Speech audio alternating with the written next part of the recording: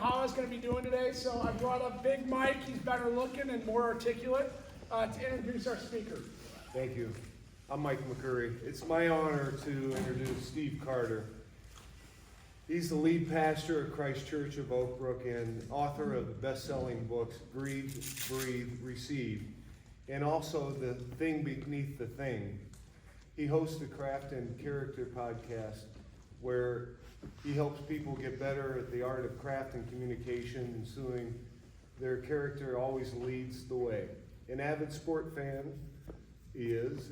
Steve has co-hosted with ESPN sports anchor Samantha Ponder, NFL players Sam Acho and Trey Burton, the Home Team podcast, which unpacks the intersection between faith, culture, sports, and family.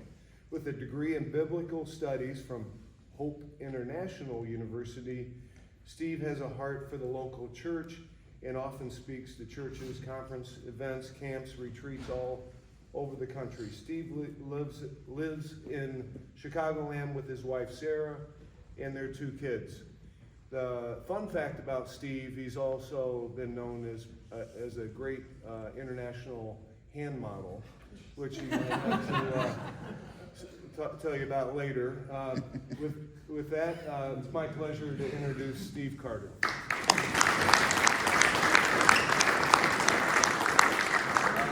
Well, yesterday, Mike sent me a text. He's like, hey, I need your bio. And so I was watching the Blackhawks play, and I just wrote the dumbest bio ever. International hand model, collector of Texas Instrument calculators. And I thought, I was grateful you didn't read that one.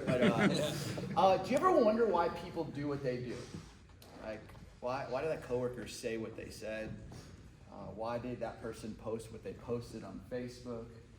Why you got defensive, why that person just acted in that way. I think maybe the better question isn't why do people do what they do, maybe the better question is why do we do what we do? And if you ever find yourself just wondering like, why did I say that? Why did I react in that way? Why did I get defensive? Why? I just want to bring you to Romans 7:15. And if your wife ever just comes at you and be like, what were you thinking? Just quote this verse to her. And it's from the guy who wrote the majority of the New Testament. And he says, I do not understand what I do. The good I want to do, I just don't do. The thing I hate, I do. And I use that with my wife all the time. She doesn't like it. And her response usually is, well, figure it out. Figure out, why did you do that? Why do you keep not doing that? Why do you do half jobs? Which is basically when I only will mow one of the lawns.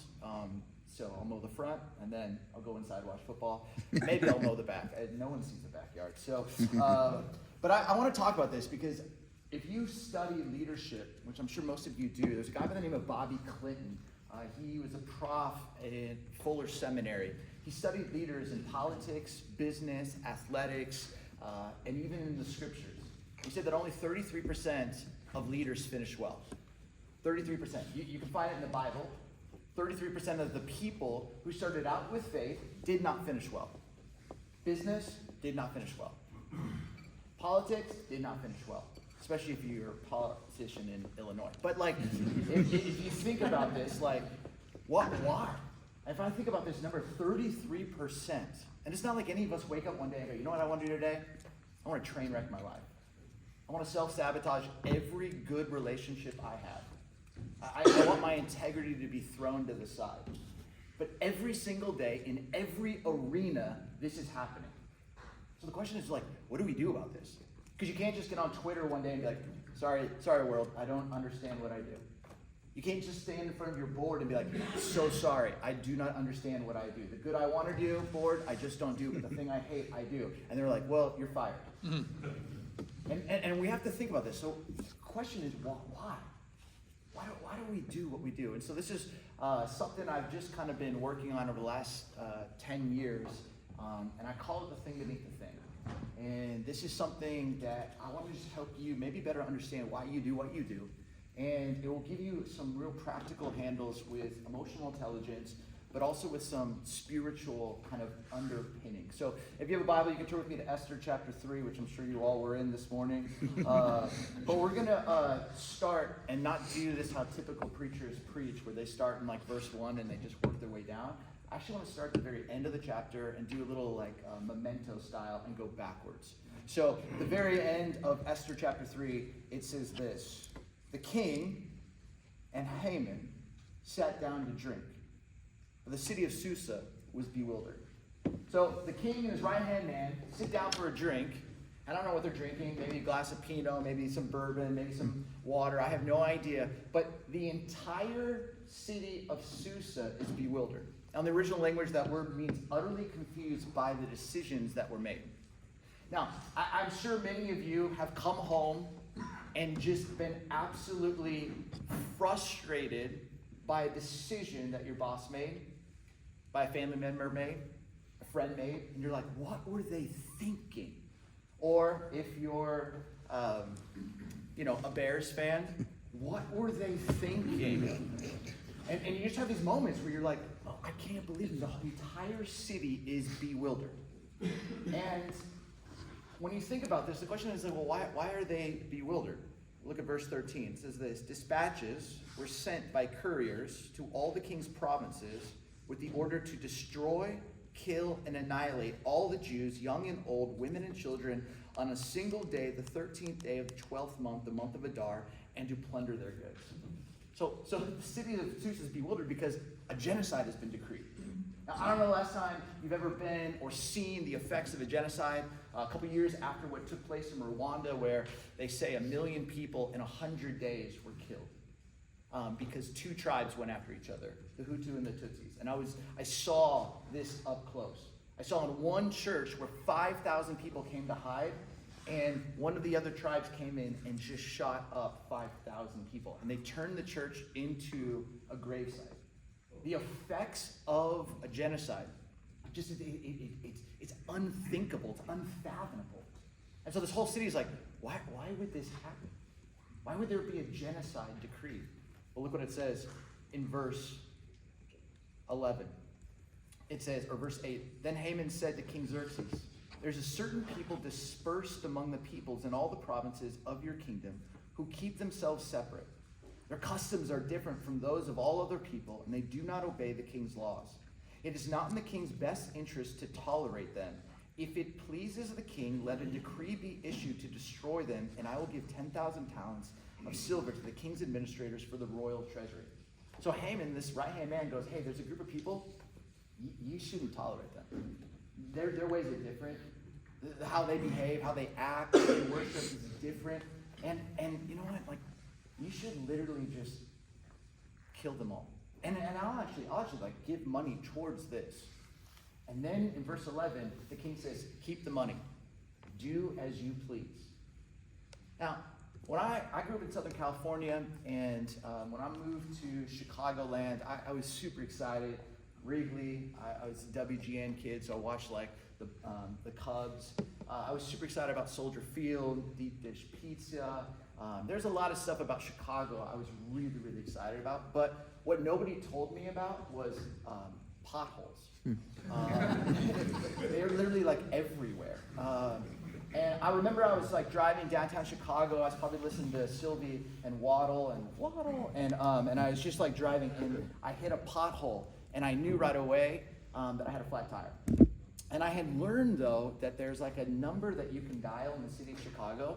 It's a 3-digit number, 311, and you can report a pothole. Have you heard about this? Yeah. So I'm like, oh. And the word was, if the pothole has been reported and the city hasn't taken care of it in due time, they'll pay for the damages to your vehicle. Which no wonder the city is not doing well financially, but another sermon. Now, I dial up 311, and this lady picks up, and I report the pothole, and she's like, oh, I'm so sorry, you're the first one. I'm like, dang it.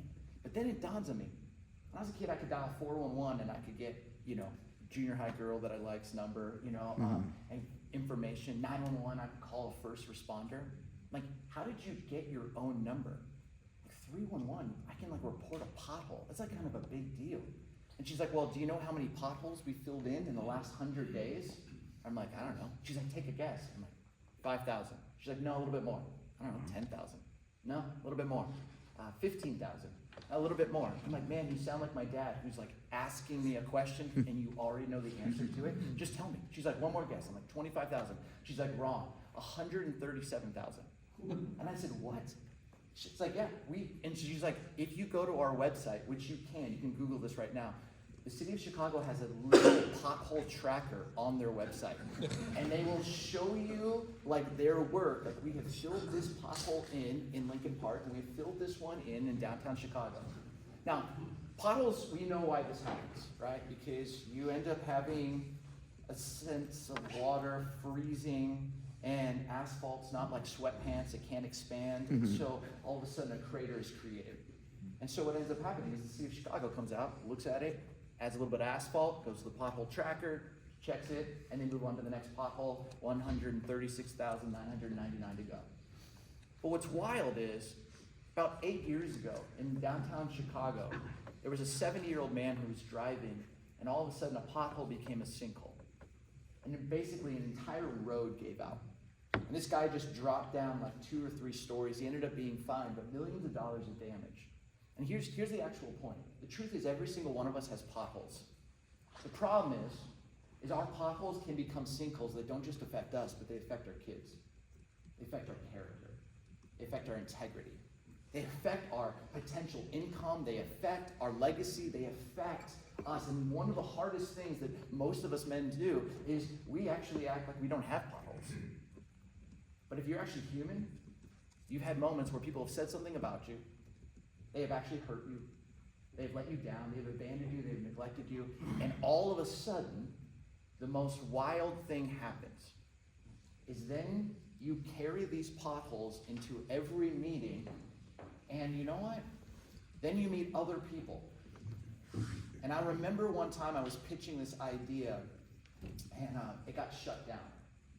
I was just so frustrated by it. I was frustrated because the guy in the meeting shut it down. I thought it was a good idea, and I came home, and I'm talking about this with my wife, and I'm like, dude, he did it again. This guy just like shut me down. The idea was good. And she looks at me and goes, isn't God so kind? I'm like, what are you talking about? Be mad at this guy. Like, have my back. I'm like, why is God so kind? And she's like, you know what? This guy sounds very familiar to another guy who has actually hurt you. And you spent 30 plus years actually avoiding that pain. And God in his infinite kindness keeps bringing people into your life who remind you of that pain point. The real question is, are you going to have the courage to actually deal with that wound? You know what I said to her? Get behind me, Satan. No. But I think she's right. You know what I mean? Deep down, it's like when you're actually human, you're going to run around people, and they're actually going to provoke. They're going to actually get close to those potholes. And all of a sudden, if we actually don't know what to do with those potholes, they can easily become sinkholes that don't just affect us, but they affect everyone around us. So when I think about this story of Esther and this story of a king and his right-hand man, the real question becomes, why would this man Haman want to actually decree a genocide? Look what it says in verse 2. All the royal officials at the king's gate knelt down and paid honor to Haman, for the king had commanded this concerning him. But Mordecai, new character, Jewish man, would not kneel down or pay him honor. Then the royal officials at the king's gate asked Mordecai, why do you disobey the king's command? Day after day they spoke to him, but he refused to comply. Therefore they told Haman about it to see whether Mordecai's behavior would be tolerated, for he had told them he was a Jew. When Haman saw that Mordecai would not kneel down or pay him honor, he was enraged. Yet having learned who Mordecai's people were, he scorned the idea of killing only Mordecai. Instead, Haman looked for a way to destroy all Mordecai's people, the Jews, throughout the whole kingdom of Xerxes. So why is the genocide decreed? Because one dude won't Tebow in this guy's honor. He won't kneel to him, and that guy, we don't know much about him. I don't know what it is in his backstory, in his life, but he gets so enraged, he goes, I'm going to kill them all. Now, I'm not saying any of you are going to go start a genocide. But I do know that there are times when we actually lose our literal minds. I had this happen a number of years ago. I was in Grand Rapids. I was driving home from my grandparents' house. It was snowing. Little flurries were coming down. And we're in my little Honda Civic, my wife and my 9-month-old at the time. And we're driving. And all of a sudden, a chunk of ice hits our windshield. And I like kind of try to control the Civic, and it just starts to kind of like feel a little like Connor Bedard a little bit, like we're in the parking lot when we're walking in this morning. Mm-hmm. And I find myself like straightening out. I'm driving about like a 1/10 of a mile, and then I realize that didn't come from the sky. Someone threw it.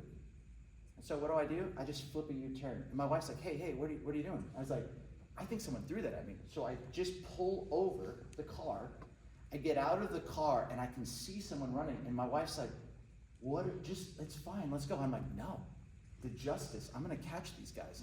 And so I take off running, I cross 4 lanes of traffic. There's an embankment, I think I can jump it, I can't. I land halfway into like a pile of freezing cold water. Now my jeans are soaking wet, and I just scream, I'm gonna find you, I'm gonna catch you. I run through this field that leads into the suburban neighborhood. And when I get into the suburban neighborhood, because I watch CSI, I know what to do. I just close my eyes and just start to listen. And as I'm just listening, I all of a sudden hear a garage door closing 3 doors down. And so I run to this house, I bang on the door, and this older gentleman comes, like 7 years old. He's like, yes. And I was like, hey, did your son or friend or anyone just come running through your garage? He goes, my grandson did. He's like, oh, and his friend. I was like, oh, can I have a word with them? He's like, yeah. So he closes the door, and at this moment, I kid you not, soaking wet pants, out of breath, and I am a middle school pastor at this time. I'm standing there, and I feel as if the Lord's like whispers to me, what are you doing? what is happening right now? And then the door opens, and this 7th grader and his buddy look like puppies that are about to wet themselves, and they're looking at me, and I just look at them and I go, nice shot, and I walk away. And as I walk away, I'm like, what just happened? Like I was about to like tackle those kids. I was like literally willing to lose my mind. And I called my mentor the next day, and he just laughed, and he said, well, welcome to the thing beneath the thing, the endless discovery of what's really going on. See, whenever we get mad, it's really not about that thing, it's about something else. Anytime we get triggered, and that's the beginning part, when someone gets close to one of our potholes, the trigger is the setup that sets us off. It's like a great joke. A great comedian's gonna try and take you in a direction. It's the setup, but then there's the surprise that actually sets you off to laugh. The same thing happens with life. You're going through your day, trying to make it from point A to point B in the most efficient way possible, and then people show up. Or people let you down. Or people cut you off. And somehow they get in our way, and it sets us off, and there is this energy within us that has to go somewhere. And thing beneath the thing is just an acronym. The first word is just triggers. It's the setup that sets us off. But what I've found in 25 plus years of doing ministry is I've found that most people will go to one of 4 places when they get triggered. The first place that most of us go is to a hideout. And this is the metaphorical places we go to escape, to numb out. And some of them are like actually okay. You can find yourself binge watching the best show on TV right now, which is The Bear. You can find yourself just kind of playing Sudoku or on your phone. I mean, it's just like a socially acceptable addiction or hideout.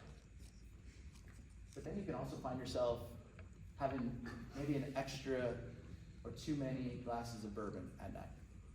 Or you can find yourself actually just needing a painkiller just a little bit more.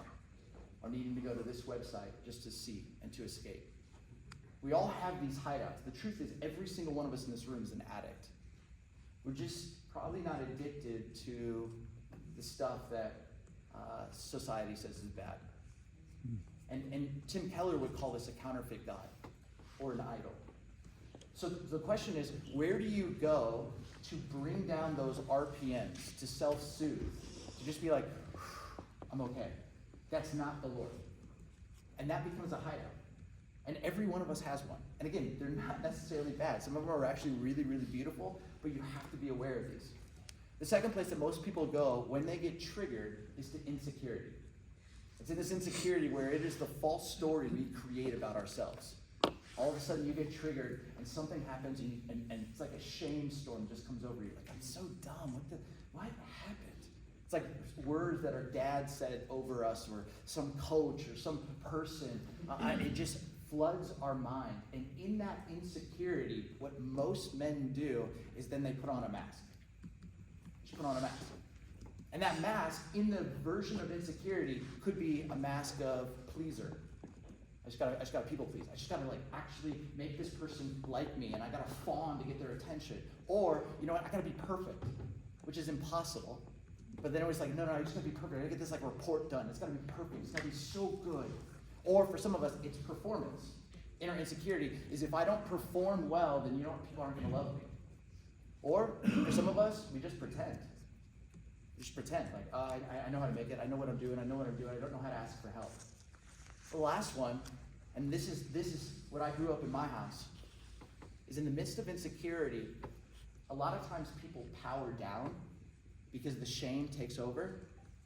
But a lot of times, especially with men who are chargers and business leaders and doing amazing work, oftentimes when they get triggered with insecurity, they don't power down, they power up. And it's in those moments where they begin to lash out. And I remember my household, fists hitting the table, verbal abuse, and all it was this person trying to gain control of the house with fear and scaring the absolute hell out of me. But you know, as I got older, I realized that wasn't actual power, that was insecurity. He didn't actually know how to say, hey, I don't know what to do here. I wish you all would listen to me. All he knew was how to scream and yell. Where do you go when you get triggered? Where do you go to hide out? What lie do you tell yourself? What mask do you put on? Because all it is holding you back from who you were actually intended and created to be. And the truth is, when we do this, what ends up happening is a pothole can quickly become a sinkhole. It doesn't just affect us, it affects our kids. It affects those around us. The third place that many of us go is to narratives. When we get triggered, all of a sudden, we start creating false stories about everyone. Now, some of these are okay, like about Packer fans or Ohio State fans or Alabama fans. My favorite Bible verse for the longest time was "Get behind me, Saban," because I couldn't say it. But I think there's these narratives that we create, and sometimes we don't have the generosity of thought. Someone does something, and we're like, dude, that department's always that way.